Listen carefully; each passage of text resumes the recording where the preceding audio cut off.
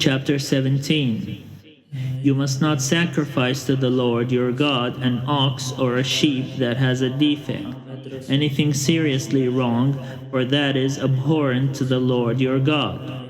If there is found among you in one of your towns that the Lord your God is giving you a man or woman who does what is evil in the sight of the Lord your God and transgresses his covenant by going to serve other gods and worshipping them, whether the sun or the moon or any of the host of heaven which I have forbidden, and if it is reported to you or you hear of it, and you make a thorough inquiry, and the charge is proved true that such an abhorrent thing has occurred in Israel, then you shall bring out to your gates that man or that woman who has committed this crime, and you shall stone the man or woman to death. On the evidence of 2 or 3 witnesses, the death sentence shall be executed. A person must not be put to death on the evidence of only 1 witness. The hands of the witnesses shall be the first raised against the person to execute the death penalty, and afterward the hands of all the people, so you shall purge the evil from your midst.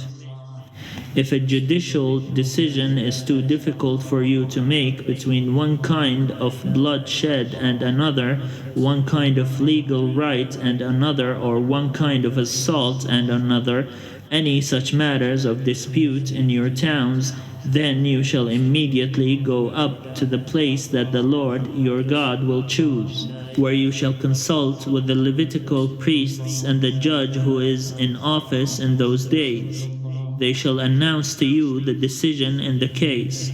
Carry out exactly the decision that they announce to you from the place that the Lord will choose, diligently observing everything they instruct you. You must carry out fully the law that they interpret for you, or the ruling that they announce to you. Do not turn aside from the decision that they announce to you, either to the right or to the left. As for anyone who presumes to disobey the priest appointed to minister there to the Lord your God, or the judge, that person shall die. So you shall purge the evil from Israel.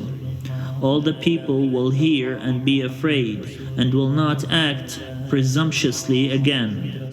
When you have come into the land that the Lord your God is giving you, and have taken possession of it and settled in it, and you say, I will set a king over me like all the nations that are around me, you may indeed set over you a king whom the Lord your God will choose. One of your own community you may set as king over you. You are not permitted to put a foreigner over you, who is not of your own community.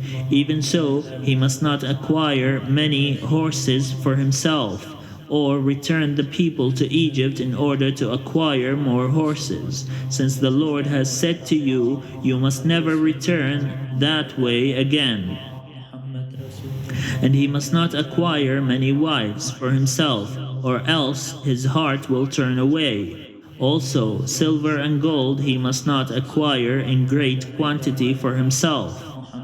When he has taken the throne of his kingdom, he shall have a copy of this law written for him in the presence of the Levitical priests. It shall remain with him, and he shall read in it all the days of his life, so that he may learn to fear the Lord his God, diligently observing all the words of this law and these statutes, neither exalting himself above other members of the community, nor turning aside from the commandment, neither to the right nor to the left, so that he and his descendants may reign long over his kingdom in Israel.